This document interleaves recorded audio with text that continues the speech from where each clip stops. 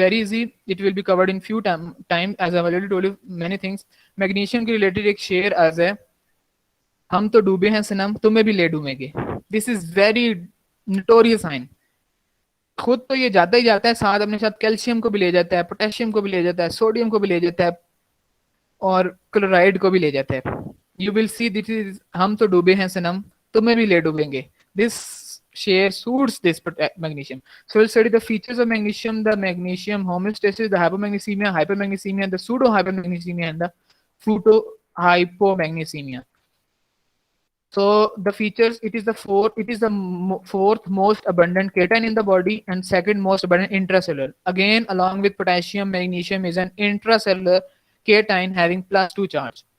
It is essential cofactor for more than 300 enzymes. You have studied the complete metabolism. In the metabolism, you have studied the magnesium on the top of many reactions. Magnesium is involved in glycolysis. Magnesium is involved in nucleic acid synthesis. It is involved in transport proteins which are acting as enzymes. So it is an essential cofactor. 52% is stored in the bone, 46% in the muscle, and 1% in the serum and RBC. Normal value is 0.6 to 1 milliequivalent per liter. I'm going to rapid because these are the things to be memorized.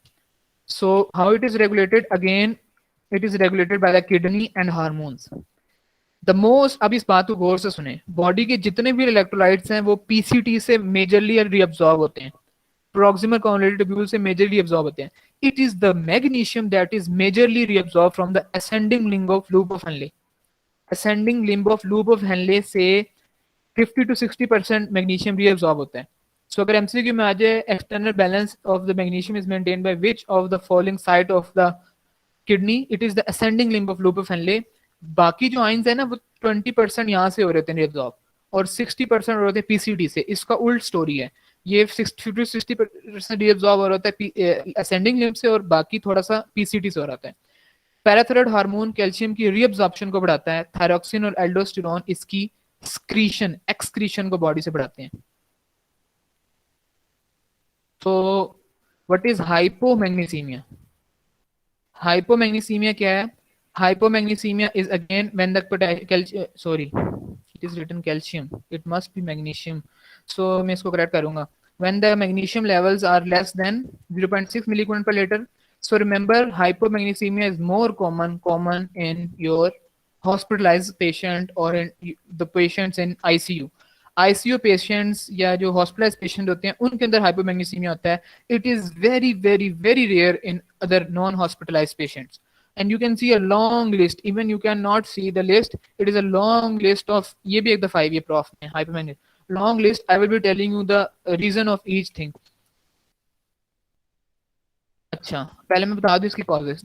Simple C cause है, ये reduce intake है, very rare है cause. Starvation, poor diet या फिर chronic alcoholism उसके अंदर होता है कि बंदा के अंदर ही नहीं जा रहा, रीअब्सॉर्ब नहीं हो पा रहा. You can see the causes. Malabsorption syndrome, small gut की रिसेक्शन है, नेजोगैस्ट्रिक, वही सारी, vomiting, diarrhoea, laxative use.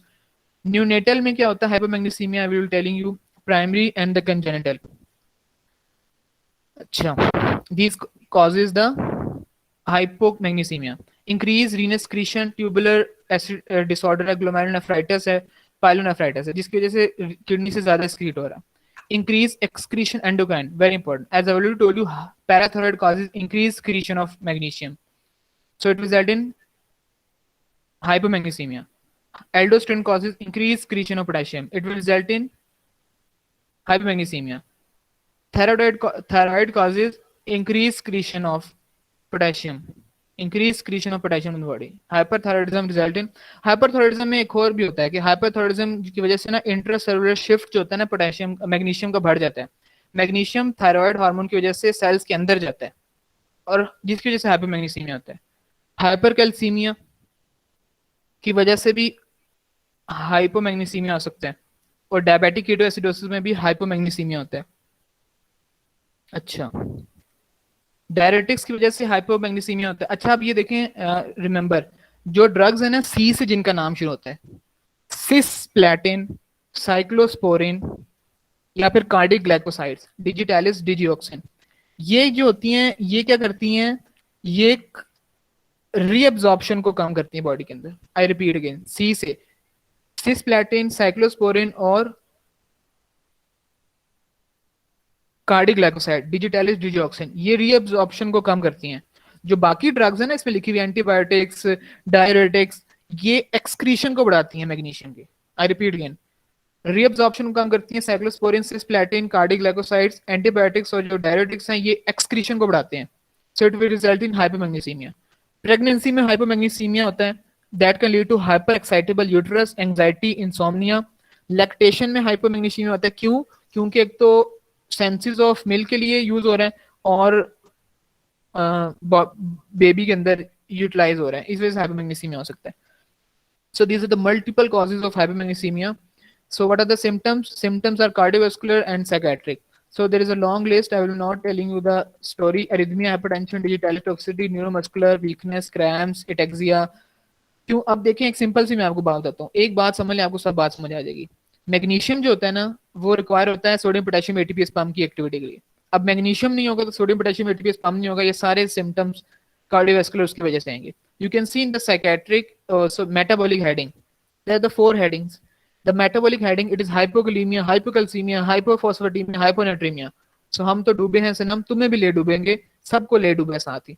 Depression, agitation, psychosis, these all are because of the inhibition of sodium potassium ATPase pump except the metabolic causes. And the metabolic causes के मैंने आपको साथ साथ reasons बता दिए।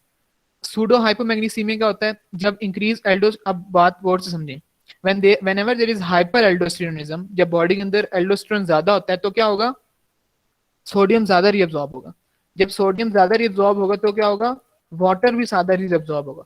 जब वाटर ज्यादा रीअब्सॉर्ब होगा तो जो मैग्नीशियम बॉडी के अंदर पड़ा है उसको डाइल्यूट कर देगा। जब हम मेजर करेंगे मैग्नीशियम तो हमारे पास नॉर्मल आएगा, लेकिन बॉडी के अंदर हाइपोमैग्नीसीमिया के सिम्टम्स आएंगे। This is called as pseudo hypomagnesemia. Pseudohypomagnesemia is caused by increased aldosterone, which increases the water reabsorption and thus a decrease in measured magnesium. So coming towards the hypermagnesemia, इसी को causes cold कर दें।